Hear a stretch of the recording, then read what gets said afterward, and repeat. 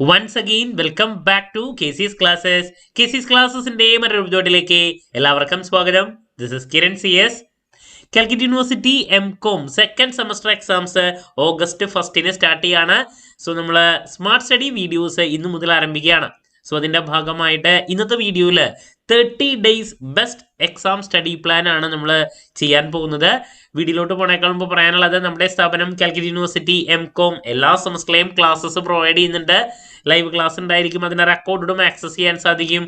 അതുകൊണ്ട് തന്നെ എപ്പോൾ വേണമെങ്കിലും പഠിച്ച് ഡൗട്ട് ഉള്ളത് ചോദിക്കാനുള്ള അവസരമുണ്ടെന്നുള്ളതാണ്. ഇതുവരെയുള്ള നമ്മുടെ റിസൾട്ട്സ് ഒക്കെ സൂപ്പർ റിസൾട്ട്സ് ആണ് കേട്ടോ. സോ നമ്മുടെ ക്ലാസ്സിൽ ജോയിൻ ചെയ്ത് പഠിച്ച് നല്ല മാർക്ക് മേടിക്കാൻ താല്പര്യമുള്ള കുട്ടികൾക്ക് ഡിസ്ക്രിപ്ഷൻ ബോക്സിലുള്ള എൻ്റെ വാട്സപ്പ് നമ്പറിൽ കോൺടാക്ട് ചെയ്യാം, ക്ലാസ്സസ് ആക്സസ് ചെയ്യാം. MCOM സെക്കൻഡ് സെമസ്റ്ററിലെ 3 പ്രോബ്ലം പേപ്പേഴ്സ് ആയിട്ടുള്ള advanced corporate accounting, management science, അതുപോലെ തന്നെ സ്ട്രാറ്റജിക് കോസ്റ്റ് അക്കൗണ്ടിങ്, ഈ 3 പേപ്പേഴ്സിൻ്റെയും ക്ലാസ്സസ് ആണ് അവൈലബിൾ ആവുക. ഓക്കെ, സോ നമുക്ക് എന്തെങ്കിലും സ്റ്റാർട്ട് ചെയ്യാം.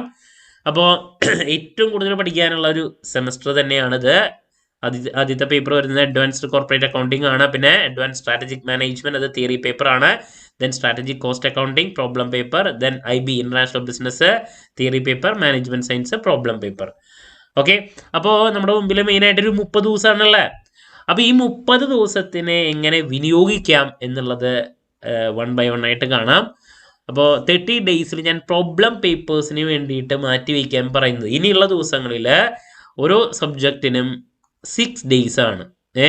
അഡ്വാൻസ്ഡ് കോർപ്പറേറ്റ് അക്കൗണ്ടിങ് 6 days മാറ്റി വയ്ക്കുക, സ്ട്രാറ്റജിക് കോസ്റ്റ് അക്കൗണ്ടിങ്ങിന് വേണ്ടിയിട്ട് 6 days, മാനേജ്മെന്റ് സയൻസ് 6 days മാറ്റി വയ്ക്കുക. ഓക്കെ, സോ ഈ രീതിയിൽ നിങ്ങൾ മാറ്റി വയ്ക്കുമ്പോൾ തന്നെ നിങ്ങളുടെ 18 days, അപ്പോൾ 18 ദിവസം എന്ന് പറയുന്നത് പ്രോബ്ലം പേപ്പേഴ്സിന് വേണ്ടിയിട്ട് മാറ്റി വയ്ക്കുക. 18 days പ്രോബ്ലം പേപ്പേഴ്സിന്. ഇനി തിയറി പേപ്പേഴ്സ് നമുക്ക് വരുന്നത് അഡ്വാൻസ്ഡ് സ്ട്രാറ്റജിക് മാനേജ്മെന്റും അതുപോലെ തന്നെ IB ആണ്. സോ 5 ദിവസം ഓരോ സബ്ജക്റ്റിന് വേണ്ടിയിട്ട് മാറ്റി വയ്ക്കുക. സോ 10 days നമുക്ക് ആ രീതിയിൽ മാറ്റി വയ്ക്കേണ്ടതായിട്ട് വരും.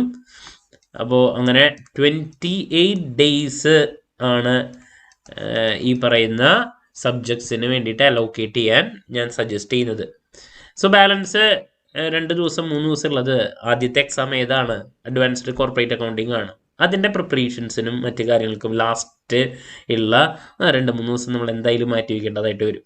ഓക്കെ, അപ്പോൾ ഈ രീതിയിൽ നിങ്ങളുടെ ഇനിയുള്ള ദിവസങ്ങൾ അലോക്കേറ്റ് ചെയ്ത് പഠിക്കാൻ നിങ്ങൾ ശ്രമിക്കുക.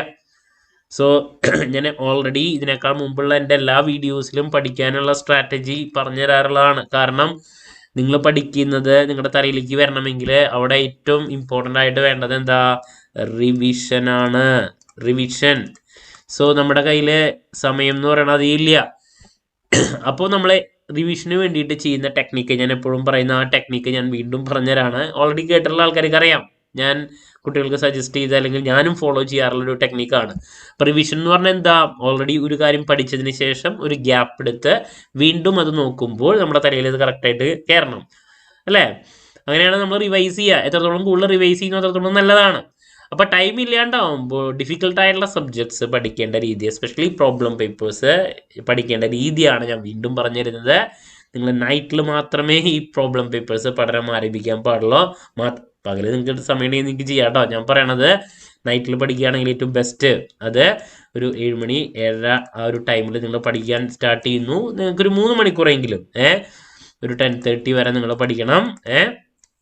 ഒരു 3 മണിക്കൂർ നിങ്ങൾ മാറ്റി വയ്ക്കുകയാണെങ്കിൽ രാത്രി ആയതുകൊണ്ട് തന്നെ അവിടെ ഒരു 2.5 hours മിനിമം നിങ്ങൾക്ക് ലഭിച്ചിരിക്കുന്നതാണ്, ക്വാളിറ്റി കിട്ടിയിരിക്കുന്നതാണ്.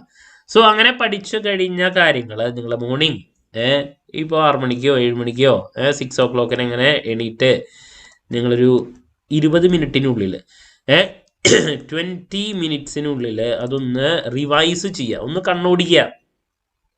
അപ്പോൾ നമ്മൾ ഓൾറെഡി പഠിച്ചു കഴിഞ്ഞൊരു കാര്യം രാത്രി ഉറങ്ങി, അവിടെ ഒരു ഗ്യാപ്പ് വന്നു, കാലത്ത് എണീക്കുമ്പോൾ നിങ്ങളൊരു 20 minutes കൊണ്ട് ഓൾറെഡി പഠിച്ചു കഴിഞ്ഞ കാര്യങ്ങൾ ഒന്ന് റിവൈസ് ചെയ്യുകയാണെങ്കിൽ ഫോട്ടോസ്റ്റാറ്റ് കോപ്പി പോലെ ഇതൊക്കെ നിങ്ങളുടെ മനസ്സിൽ എന്താണ് ഇങ്ങനെ പതിഞ്ഞ് നിൽക്കും എന്നുള്ളതാണ്. 20 minutes ഉണ്ട്, പഠിക്കണം എന്നല്ല പറയണം, ഒന്ന് റിവൈസ് ചെയ്യുക.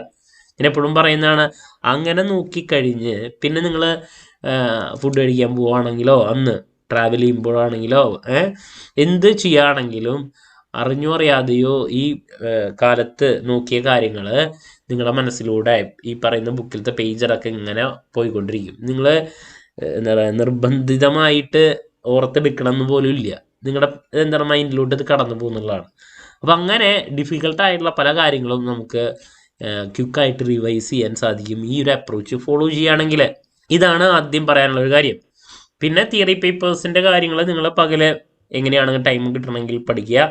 കാരണം ഇപ്പോൾ പകൽ ഇപ്പോൾ 10 തൊട്ട് അല്ലെങ്കിൽ 10 to 5 ആ ഒരു ടൈമിൽ നിങ്ങളെ ഇപ്പോൾ കാലത്തോ ഉച്ചയ്ക്കോ എങ്ങനെയാണെങ്കിലും ഇരുന്നാലും നിങ്ങൾക്ക് ചിലപ്പോൾ മാക്സിമം കിട്ടുക ഒരു 2 മണിക്കൂറെങ്കിൽ കിട്ടിയാലായി. കാരണം പകൽ എത്ര പഠിക്കാനിരുന്നാലും ഡിസ്റ്റർബൻസസ് അവിടെ ഉണ്ടായിരിക്കും എന്നുള്ളതാണ്. അപ്പോൾ 2 hours എങ്കിലും മിനിമം പകൽ കിട്ടുകയാണെങ്കിൽ ഏറ്റവും ബെസ്റ്റാണ് 2 hours എങ്കിലും.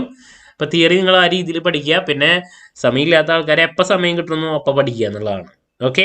പിന്നെ വീണ്ടും വീണ്ടും പറയാനുള്ളൊരു കാര്യം, ഒരു കാരണവശാലും അടുപ്പിച്ചൊരു സബ്ജക്റ്റ് പഠിക്കരുത്. ഒരു ദിവസം 1-2 പേപ്പർ നമ്മൾ മാറി മാറി പഠിക്കുക. ദെൻ 1-2 ദിവസം കഴിഞ്ഞാൽ നിർബന്ധമായും മറ്റൊരു പേപ്പറിലോട്ട് കിടക്കണം. അടുപ്പിച്ച് ഒരു സബ്ജക്റ്റ് തന്നെ വീണ്ടും വീണ്ടും നോക്കുകയാണെങ്കിൽ നമുക്ക് വളരെ ബുദ്ധിമുട്ടായിരിക്കും, വെറുത്തു പോകും.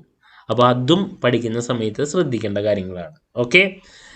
അപ്പോൾ ഇനി നമ്മൾ സബ്ജക്റ്റ് വൈസ് ഓരോ പേപ്പറിൻ്റെയും ഇമ്പോർട്ടൻറ്റ് ക്വസ്റ്റ്യൻസിൻ്റെ വീഡിയോയും അതുപോലെ തന്നെ ലാസ്റ്റ് ഡേ എക്സാമിനേഷൻ ടിപ്സ് ഉറപ്പായും പ്രതീക്ഷിക്കുന്ന ഓരോ പാർട്ടിലുള്ള ചോദ്യങ്ങളുടെ ഡിസ്കഷൻ ഇതൊക്കെ അപ്ലോഡ് ചെയ്യുന്നതായിരിക്കും. നിങ്ങൾക്ക് കുറച്ചും കൂടി യൂസ്ഫുൾ ആയിരിക്കും. അപ്പോൾ ഇതുവരെയായിട്ട് പഠിച്ചു കഴിയാത്ത കുട്ടികൾ അല്ലെങ്കിൽ പഠിച്ചുകൊണ്ടിരിക്കുന്ന കുട്ടികൾക്ക് അല്ലെങ്കിൽ പല ടോപ്പിക്കുകളും അറിയാത്തവരുണ്ടെങ്കിൽ നമ്മുടെ കോച്ചിങ്ങിന് ജോയിൻ ചെയ്യാം. ഡിസ്ക്രിപ്ഷൻ ബോക്സിലുള്ള എൻ്റെ വാട്സപ്പ് നമ്പറിൽ കോൺടാക്ട് ചെയ്താൽ മതി. സോ എന്ത് ഡൗട്ട് ഉണ്ടെങ്കിലും കമൻറ്റ് ചെയ്യുക. അതിനുള്ള മറുപടി ഞാൻ വീഡിയോസിലൂടെ നൽകുന്നതായിരിക്കും. സോ മറ്റൊരു വീഡിയോയുമായി വീണ്ടും കാണാമെന്നുള്ള പ്രതീക്ഷയോടെ നിർത്തുന്നു. This is Kiran CS signing off. Have a nice day. Thank U.